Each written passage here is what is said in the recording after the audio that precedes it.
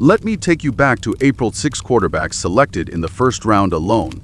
Caleb Williams, Jayden Daniels, Drake Maye, Michael Penix Jr. J.J. McCarthy, Bo Nix, 6 franchise quarterback prospects taken before the first round was even over. That tied the signed NFL draft record for the most quarterbacks taken in a single first round in the history of the league.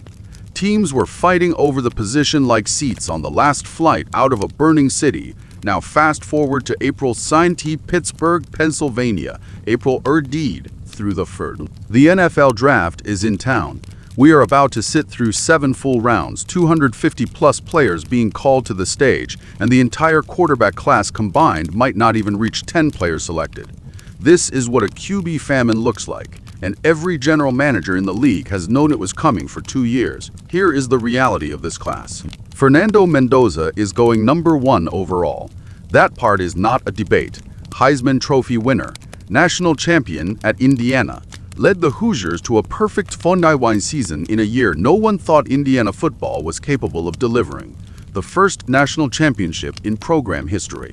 The scouting report on Mendoza reads like a dream. Cerebral pocket passer, elite anticipation, accuracy that holds up in pressure situations. He navigates a collapsing pocket with a composure and efficiency that analysts have compared stylistically to Jared Goff, the kind of quarterback who makes the right read, gets the ball out on time, and does not beat himself. The Las Vegas Raiders have the first pick. Mendoza will be a Raider. That is settled. Now here is where the famine begins. The moment Mendoza comes off the board, every team picking behind the Raiders looks at what is left at quarterback and faces a decision that will define their roster for the next half-decade.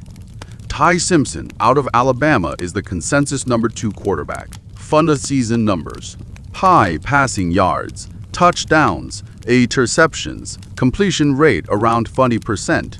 On paper, those are legitimate starting quarterback numbers. He has a quick release. He is a good athlete. His mechanics are clean enough that the league is not going to have to rebuild him from scratch. But here is the thing the scouts keep coming back to. Simpson entered 2030 as a starter for the first time after spending his earlier college years waiting behind established quarterbacks at Alabama. His full season experience at the elite college level is limited to a single year.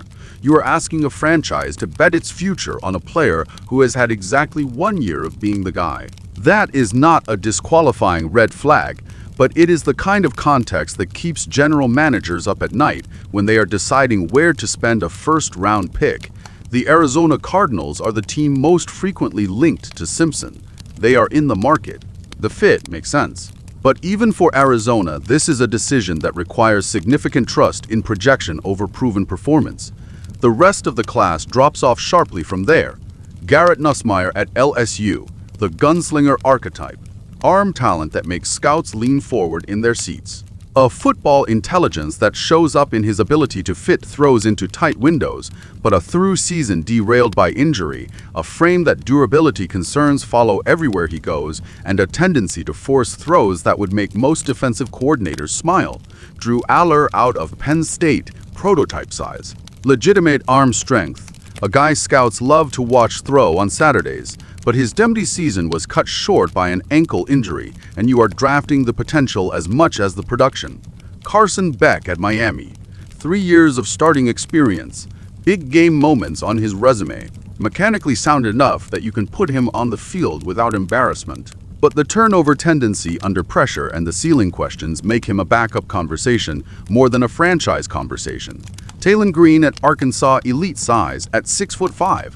Athleticism that shows up on every highlight reel, a project with the tools to become something if the right coaching staff gets him for 2 or 3 years. But you are not starting Taylon Green in September and expecting playoff outcomes. That is your quarterback class of T11 undeniable talent at the very top. A second option with real production but a limited track record, a collection of developmental prospects and high upside projects underneath. Now let us talk about the teams that should be nervous. The Arizona Cardinals need a solution at quarterback. The Pittsburgh Steelers are waiting to find out if Aaron Rodgers is going to commit to playing in Taidui or walk away from the game entirely. Let that sink in for a moment. One of the most storied franchises in NFL history is entering the most important week of its offseason without knowing whether its quarterback is coming back or retiring. And even if Rodgers comes back, he is pushing 43 years old. The Steelers need a long-term answer at the position, and this draft does not make that conversation easier. These teams are walking into a draft where the only consensus franchise quarterback is already spoken for by Las Vegas, and everything behind him requires you to either reach on a prospect who might not be ready for 2 or 3 years, or walk away from this draft without addressing the position and hope the veteran free agent market delivers something useful. Next March, neither of those options feels good, and that is exactly what a QB famine does to a league. It does not just hurt the teams picking early, it ripples through every front office in the building, because when there is only one real franchise guy available, the teams that miss on him suffer the consequences for the entire next cycle. The teams that got Caleb Williams, the teams that got Jayden Daniels, the teams that got Drake Maye, they made their decisions in 20D. They now have runway. They have a young quarterback under contract and years ahead to build the roster around him. The teams that needed a quarterback in 20 have Fernando Mendoza locked up in Las Vegas, a collection of developmental projects behind him, and the knowledge that the next strong quarterback class might not arrive until 20 had one record-breaking talent at the top, a cliff edge immediately behind him. And 7 rounds of teams deciding whether any of what remains is worth the gamble. This is the current NFL draft quarterback class.